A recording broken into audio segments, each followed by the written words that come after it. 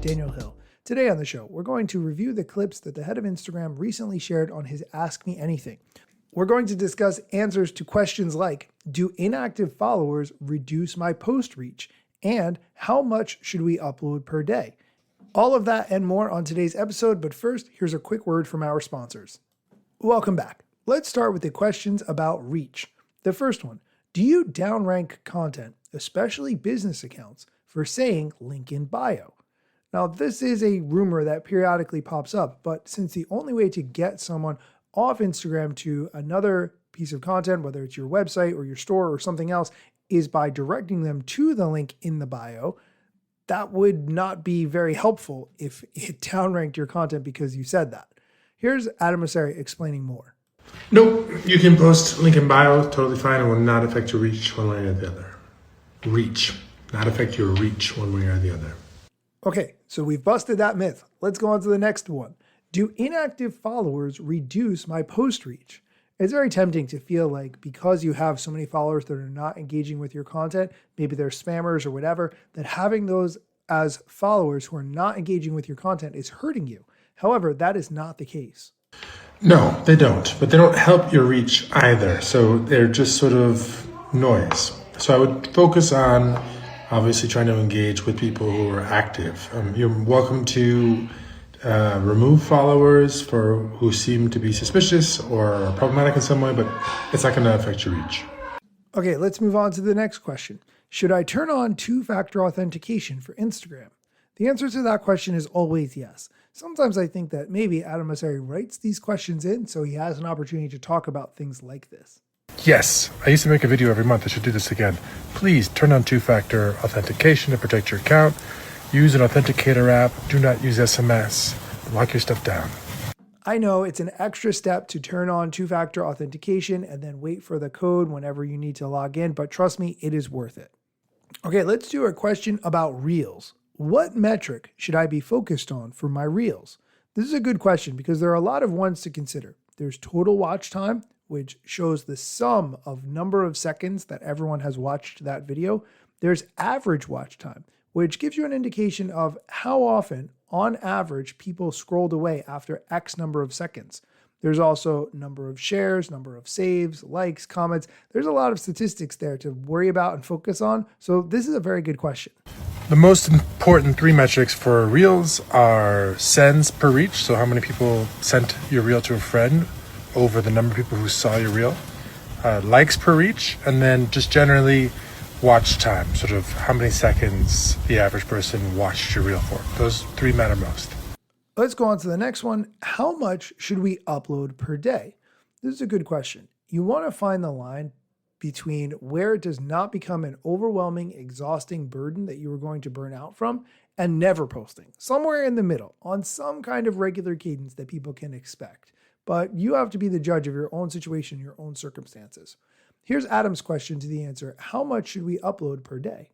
Depends on what you're posting and what your followers are interested in. I try to post stories every day. You don't have to. I try to post things to feed, including Reels, at least a couple times a week. You don't have to. I know people who post once a month and it does well for them. And I know people who post 5 Reels a day and it does well for them. So you kind of have to figure out what your people are interested in and then also what is reasonable and practical and sustainable for you. Okay, let's go on to the next question, which has to do with search. Will there ever be a search feature? I'd love to be able to search a creator's library. Now, of course, you can search on Instagram, but you can't really search within a creator's content. For instance, if you went to my Instagram profile page and you wanted to find all the posts where I mentioned this podcast, for instance, you could not do it. Now, of course, I could create a collection and I could share that collection with you, but that's not something that you individually have the opportunity to search on someone else's profile. On TikTok, they have somewhat addressed this by being able to create playlists. You can make a playlist of a specific type of content and then people can see that all grouped together. But Instagram doesn't really have a way for you to easily search through someone's content. Here's the answer to the question, will there ever be a search feature? We are working on improving search this year, so you'll be able to search not just for accounts, but for content on Instagram. We do not yet have a search feature on profiles, which I think this is asking for, but that's a good thing to consider. Okay, we're going to take a quick break. When we come back, we're going to talk about the Edits app. If all the features inside the Edits app will exist on Instagram, and should you follow the same people on Threads that you do on Instagram? We'll be right back after a quick word from our sponsor. Welcome back. Continuing with the questions and answers from the head of Instagram, the next one. Do people follow the same creators on Instagram and Threads? I do follow some of the same people on Instagram and Threads, but I notice many people, myself included, post the exact same content to both places. Sometimes I see it on Instagram and sometimes I see it on Threads. So I see the logic of doing that. If you worked very hard on your content, you want to put it everywhere that you possibly can. However, some people use Instagram for graphical content, images, video, etc., and Threads for more text-based content. And so they might share things on Threads that they will never post to Instagram. And in that case, I think you absolutely want to follow them on Threads because they're sharing completely different kinds of content. More and more we're seeing that people actually curate different graphs between Threads and Instagram. And the more you use Threads, the more likely you are to have picked people to follow on Threads based on what you're interested in. By the way, the audio on these clips is terrible. It sounds like he's making dinner in the background. The next one, will the Edits app tools also exist on Instagram?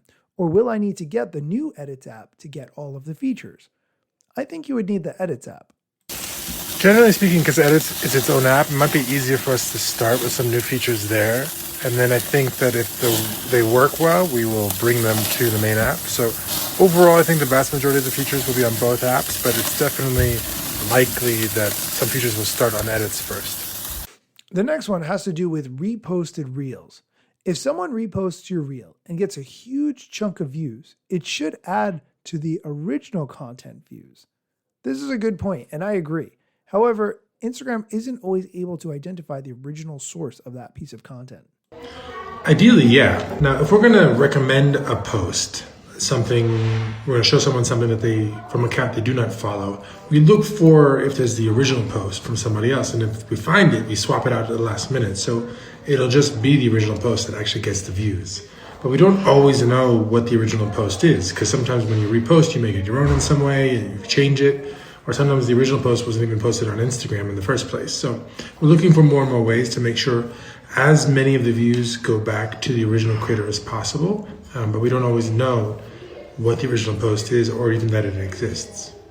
And the last question we're going to do today, when will Instagram offer picture-in-picture like TikTok and YouTube? This is not a feature I personally use at all, but if you are using your phone to do multiple apps at the same time, you might really like that picture-in-picture feature. We really should build this. This is a good call out. I'll talk to the team and see if we can figure something out. Okay, that is going to do it for today's episode. As always, thank you for listening. And if you can, take a moment, go on Apple Podcasts and leave a review of this show. It would really help others to find it. Be sure to come back next time for more social media news, strategy, and other things that you need to know. Let me tell you a couple things that you should know about me. A product manager but do not have a bachelor's degree. But actually that's factually a fraction of me. And other fractions posting content irregular and irrationally. Still probably won't get a job at the gram. They forgot, they don't know, or don't care who I am. That's why you never see me at the parties and events. My lack of followers must make me irrelevant. Don't have a course, a book to sell to make a bag of grand. Not a social media marketer, don't represent any brands. Plain to see, don't have an agency. But I got a lot of spam, just putting in my work without the glitz and glam. Won't catch me eating fish unless it's shrimp or clam. No six pack, no risk that there's a gym card in my hand. Don't have a full-time job, but I got a lot of plans. Stay plotting, dropping knowledge on TikTok and Instagram.